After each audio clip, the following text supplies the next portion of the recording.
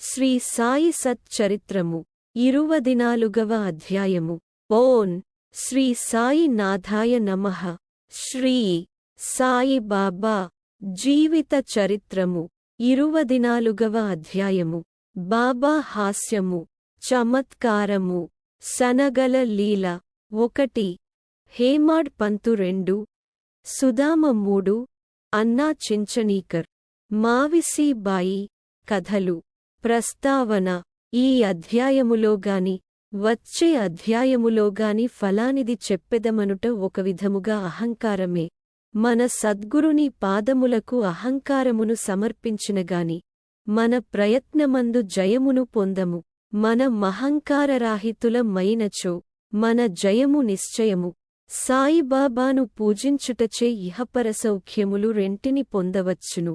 మన మూల ప్రకృతియందు పాతుకొని శాంతి సౌఖ్యములను పొందెదము. కాబట్టి ఎవరైతే క్షేమమును కోరెదరో వారు గౌరవాదరములతో సాయిబాబా లీలలను వినవలెను, మననము చేయవలెను. దీనిని నెరవేర్చినచో వారు సులభముగా జీవిత పరమావధిని పొందెదరు, తుదకు మోక్షానందమును పొందెదరు. సాధారణముగా నందరు హాస్యము, చమత్కార భాషణమన్న నిష్టపడెదరు గాని తాము హాస్యాస్పదులగుటకిష్టపడరు. కాని బాబా చమత్కారము వేరు. అది అభినయముతో కూడినప్పుడు చాలా సంతోషదాయకముగా నీతిదాయకముగా నుండెడిది. కావున ప్రజలు తాము వెక్కిరింతలపాలైనప్పటికీ అంతగా బాధపడేవారు కారు. హేమాడ్ పంతు తన విషయమునే ఈ క్రింద తెలుపుచున్నాడు. సనగల కథ. షిరిడీలో ఆదివారమునాడు సంత జరిగెడిది. చుట్టుప్రక్కల పల్లెల నుండి ప్రజలు వచ్చి వీధులలో దుకాణములు వేసుకొని వారి సరుకులు అమ్ముచుండెడివారు. ప్రతిరోజు మధ్యాహ్నము 12 గంటలకు మసీదు నిండుచుండెను. ముఖ్యముగా ఆదివారమునాడు క్రిక్కిరిసిపోవుచుండెను.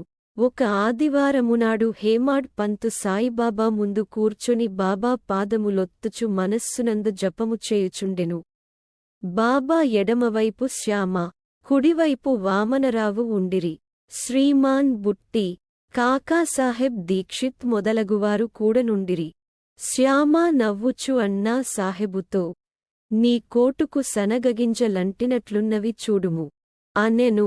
అట్లనుచు హేమాడ్ పంతు చొక్కా చేతులను తట్టగా సనగగింజలు నేల రాలెను. హేమాడ్ పంతు తన చొక్కా ఎడమ చేతి ముందుభాగమును సాచెను. అందరికి ఆశ్చర్యము కలుగునట్లు కొన్ని సనగగింజలు క్రిందికి దొర్లుట ప్రారంభించెను. అక్కడున్నవారు వానిని ఏరుకొనిరి. ఈ సంఘటనము హాస్యమునకు తావిచ్చెను. అక్కడున్న వారందరూ ఆశ్చర్యపడిరి. ఎవరికి తోచినట్లు వారు సనగలు చొక్కా చేతిలో నెట్లు ప్రవేశించయుండెనో ఊహింపనారంభించిరి. సనగలు చొక్కాలో నెట్లు దూరి ఎచ్చట నిలువగలిగినవో హేమాడ్ పంతు కూడా గ్రహించలేకుండెను. ఎవ్వరికిని సరియైన సమాధానము తోచక జవాబునివ్వనప్పుడు అందరును ఈ అద్భుతమున కాశ్చర్యపడుచుండగా బాబా ఇట్లనియే వీనికి, అన్నా సాహెబుకు తానొక్కడే తిను దుర్గుణమొకటిగలదు. ఈనాడు సంతరోజు శనగలు తినుచు ఇక్కడకు వచ్చినాడు. వాని నైజము నాకు తెలియును. ఈ శనగలే దానికి నిదర్శనము. ఈ విషయములో నేమి ఆశ్చర్యమున్నది? Double quotation. Hemadpant, Baba నేనెప్పుడు ఒంటరిగా తిని ఎరుగను. అయితే ఈ దుర్గుణమును నాపై నేల మోపెదవు? ఈనాటికి ఎన్నడును షిరిడీలోని సంత నేను చూచియుండలేదు. ఈ దినము కూడా నేను సంతకు పోలేదు. అట్లయినచో నేను సనగల నెట్లు కొనియుంటిని. నేను కొననప్పుడు నే నెట్లు తినియుందును. నా దగ్గరనున్న వారికి పెట్టకుండనే నెప్పుడేమియు తిని ఎరుగను. బాబా, అవును, అది నిజమే. దగ్గరున్న వారికిచ్చెదవు. ఎవరును దగ్గర లేనప్పుడు నీవుగాని నేనుగాని ఏమి చేయగలము? కాని నీవు తినుటకు ముందు నన్ను స్మరింతువా? నేనెల్లప్పుడూ నీ చెంతలేనా? నీవేదైన తినుటకు ముందు నాకర్పించుచున్నావా? నీతి. ఈ సంఘటనమున బాబా ఏమి చెప్పిరో జాగ్రత్తగా గమనించెదము. పంచేంద్రియముల కంటే ముందే మనస్సు, బుద్ధి విషయానందమనుభవించును. కనుక మొదలే భగవంతుని స్మరించవలెను. ఇట్లు చేసినచో నిధి కూడా ఒక విధముగా భగవంతుని కర్పితమగును. విషయములను విడచి పంచేంద్రియములుండలేవు. కనుక ఆ విషయములను మొదట గురుని కర్పించినచో వానియం దభిమానము సహజముగా ఆదృశ్యమైపోవును. ఇవ్విధముగా కామము, క్రోధము, లోభము మొదలగువాని గూర్చిన వృత్తులన్నిటినీ, ఆలోచనలను మొట్టమొదట గురుని కర్పించవలెను. ఈ అభ్యాసము నాచరించినచో దేవుడు వృత్తులన్నియు నిర్మూలనమగుటకు సహాయపడును. విషయముల ననుభవించు ముందు బాబా మనచెంతనే యున్నట్లు భావించినచో, నా వస్తువు ననుభవింపవచ్చునా లేదా యను ప్రశ్న ఏర్పడును. ఏది యనుభవించుటకు తగదో దానిని విడిచిపెట్టెదము. ఈ విధముగా మన దుర్గుణములన్నీయు నిష్క్రమించును. మన శీలము చక్కబడును. గురువునందు ప్రేమ వృద్ధి పొందును. శుద్ధ జ్ఞానము మొలకెత్తును. ఈ జ్ఞానము పరుద్ధి పొందినప్పుడు దేహబుద్ధి నశించి బుద్ధి చైతన్యఘనమున లీనమగును. అప్పుడే మనకానందము, సంతృప్తి కలుగును. గురువునకు దేవునకు ఎవరు భేదము నెంచెదరో వారు దైవము నెచ్చటను జూడలేరు. భేద భావములన్నిటినీ ప్రక్కకు త్రోసి గురువును దేవుని ఒకటిగా భావించవలెను. ఈ ప్రకారముగా గురుని సేవించినచో భగవంతుడు నిశ్చయముగా ప్రీతి చెందును. మన మనస్సులను స్వచ్ఛము చేసి ఆత్మసాక్షాత్కారము ప్రసాదించును. క్లుప్తముగా చెప్పునదేమన మనము గురుని స్మరించనిదే ఏ వస్తువును పంచేంద్రియములతో ననుభవించరాదు. మనస్సును ఈ విధముగా శిక్షించినచో మనమెల్లప్పుడు బాబాను జ్ఞప్తియందుంచుకొనెదము. మనకు బాబాయందు ధ్యానమెన్నో రెట్లు వృద్ధి పొందును. బాబా సగుణస్వరూపము మన కండ్ల ఎదుట నిలుచును. అప్పుడు భక్తి, వైరాగ్యము, మోక్షము మన వశమగును. మన మనస్సునందు బాబాను ఎప్పుడైతే నిలుపగలమో అప్పుడు మనము ఆకలిని, పిపాసను, సంసారమును మరచెదము. ప్రపంచ సుఖములందుగల అభిలాష నశించి మన మనస్సులు శాంతిని, ఆనందమును పొందును. సుదాముని కథ. పై కథ చెప్పుచున్నప్పుడే హేమాడ్ పంతుకు సుదాముని కథ జ్ఞప్తికి వచ్చెను. అందులో కూడా ఇదే నీతి యున్నది కనుక దాని నిక్కడ చెప్పుచున్నాము. శ్రీకృష్ణుడు, అతని యన్న బలరాముడు, మరియొక సహపాఠి సుదాముడను వాడును గురువగు సాందీపుని యాశ్రమములో నివసించుచుండిరి. శ్రీకృష్ణ బలరాములను అడవికి పోయి కట్టెలు తీసుకొని రమ్మని గురువు పంపెను. సాందీపుని భార్య సుదాముని కూడా అదే పనిమీద ముగ్గురి కొరకు శనగలిచ్చి పంపెను. కృష్ణుడు సుదాముని ఎడవిలో గలసి ఇట్లనెను, దాదా నాకు నీళ్లు కావలెను, నాకు దాహము వేయుచున్నది. సుదాముడు, ఉత్తకడుపుతో నీరు త్రాగకూడదు, కనుక కొంత తడవాగుట మంచి దనెను. కాని తనవద్ద శనగలున్నవని కొంచెము తినుమని యనలేదు. శ్రీకృష్ణుడు అలసియుండుటచే సుదాముని తొడపై తలయుంచి గుర్రుపెట్టుచు నిద్రపోయెను. ఇది కనిపెట్టి సుదాముడు తన జేబులోని శనగలు తీసి తినుటకారంభించెను. హఠాత్తుగా శ్రీకృష్ణుడిట్లనియే, దాదా, ఏమి తినుచుంటివి? ఎక్కడనుంచి ఈ శబ్దము వచ్చుచున్నది? Double quotation. సుదాముడిట్లనెను, తినుటకేమున్నది? నేను చలితో వణకుచున్నాను, నా పండ్లు కటకట మనుచున్నవి, విష్ణు సహస్రనామమును గూడ సరిగా ఉచ్చరించలేకున్నాను. ఇది విని సర్వజ్ఞుడగు శ్రీకృష్ణుడిట్లనెను, నేనొక స్వప్నమును గంటిని, అందులో ఒకడింకొకరి వస్తువులను దినుచుండెను. ఏమి తినుచుంటివని యడుగగా ఏమున్నది తినుటకు మన్నా? యనెను, అనగా తినుటకేమియు లేదని భావము. రెండవవాడు, తథాస్తు అనెను, దాదా, ఇది ఒక స్వప్నము, నాకివ్వకుండ నీవేమి తినవని నాకు తెలియును.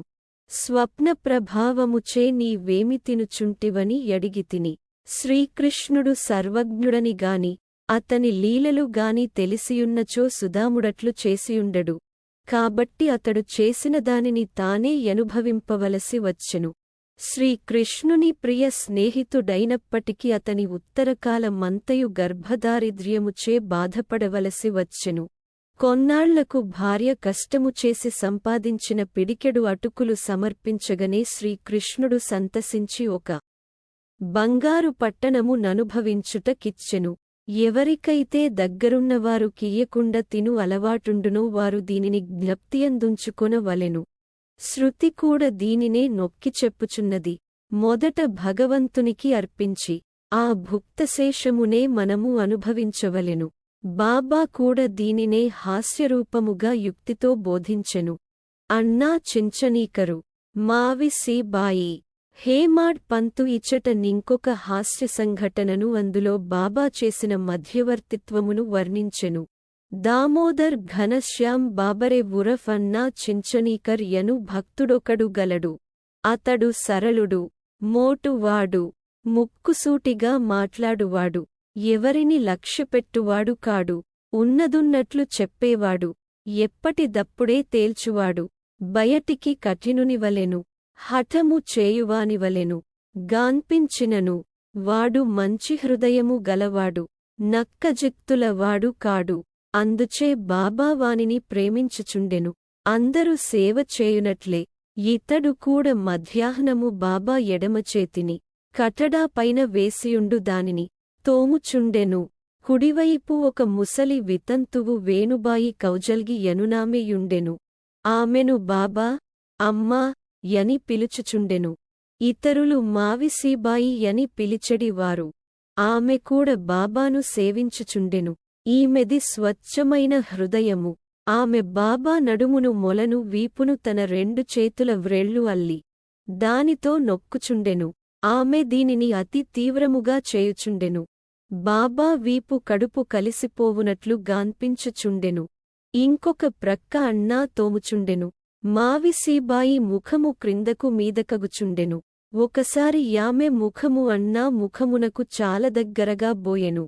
హాస్యమాడు నైజము గలదగుటచే నామె ఇట్లనెను, ఓహో, ఈ అన్నా చెడ్డవాడు, నన్ను ముద్దుబెట్టుకొనుటకు యత్నించుచున్నాడు. ఇంత ముసలివాడైనప్పటికీ నన్ను ముద్దుపెట్టుకొనుటకు సిగ్గులేదా యనెను. అన్నాకు కోపము వచ్చెను. చొక్కా చేతులు పైకెత్తి అతడిట్లనెను, నేను ముసలివాడను దుర్మార్గుడననుచున్నావు. నేను వెర్రివాడనా? నీవే కలహమునకు కాలుద్రువ్వుచున్నావు. అక్కడున్న వారందరూ ఈ ముసలి వాండ్రకలహమును జూచి నవ్వుచుండిరి. బాబా ఇద్దరిని సమానముగా ప్రేమించువారు కనుక ఇద్దరిని ఓదార్చవలెనని తలచి ఈ క్రింది విధముగా నేర్పుతో సమాధానపరచెను. బాబా ప్రేమతో, ఓ అన్నా, ఎందుకనవసరముగా గోలచేయుచున్నావు? తల్లిని ముద్దు పెట్టుకొనినచో దానిలో అనౌచిత్యమేమి యనెను. బాబా మాటలు విని ఇద్దరూ సంతుష్టి చెందిరి. అందరూ సరదాగా నవ్విరి. బాబా చమత్కారమునకు హృదయానంద పూరితులైరి. బాబా నైజము, భక్తపరాయణత్వము. బాబా తన భక్తులను వారి వారి ఇష్టానుసారము సేవ చేయుటకు అనుమతించుచుండెను. దీనిలో నితరులు జోక్యము కలుగజేసుకొనుట బాబాకిష్టము లేదు. ఒక ఉదాహరణము నిచ్చెదము. ఈ మావిసీబాయియే ఇంకొకప్పుడు బాబా పొత్తికడుపును తోముచుండెను. ఆమె ప్రయోగించు బలమును జూచి ఇతర భక్తులు ఆతురపడిరి. వారిట్లనిరి, అమ్మా, కొంచెము మెల్లగా తోముము. బాబా కడుపులోని ప్రేవులు, నరములు తెగిపోగలవు. ఇట్లనగనే బాబా వెంటనే లేచి కోపముతో సటకాను నేలపై గొట్టెను. వారి కండ్లు నిప్పుకణములవలె ఎర్రనాయెను. బాబాను జూచుటకెవ్వరికీ ధైర్యము లేకుండెను. బాబా సటకా చివరను 2 చేతులతో పట్టుకొని పొత్తికడుపులోనికి గ్రుచ్చుకొనెను. ఇంకొక చివరను స్తంభమునకు నాటించెను. సటకా ఎంతయు పొత్తికొడుపులో దూరునట్లు కానవచ్చుచుండెను. కొద్దిసేపటిలో పొత్తికడుపు ప్రేలుననుకొనిరి. బాబా క్రమముగా స్తంభమువైపు పోవుచుండెను. అందరూ భయపడిరి. ఆశ్చర్యముతోనూ భయముతోనూ మాట్లాడలేక మూగవాండ్రవలె నిలిచిరి. బాబా తన భక్తురాలి కొరకు ఈ కష్టము అనుభవించిరి. తక్కిన భక్తులు ఆమెను బాబాకు హాని లేకుండా తోముమనిరి. మంచి యుద్దేశముతో వారు ఈ మాటలనిరి. దానికి కూడా బాబా ఒప్పుకొనలేదు. వారి మంచి యుద్దేశమే బాబాను కష్టములో దించినందుకు వారాశ్చర్యపడిరి.